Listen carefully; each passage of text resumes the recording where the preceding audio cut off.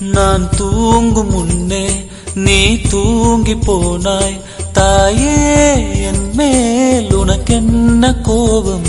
கண்ணான கண்ணே, என் தெய்வ பெண்ணே, கண்ணில் தூசி நீ ஊத வேண்டும். ஐயோ ஏன் இந்த சாபம்? எல்லாம் என்றோ நான் செய்த பாவம்.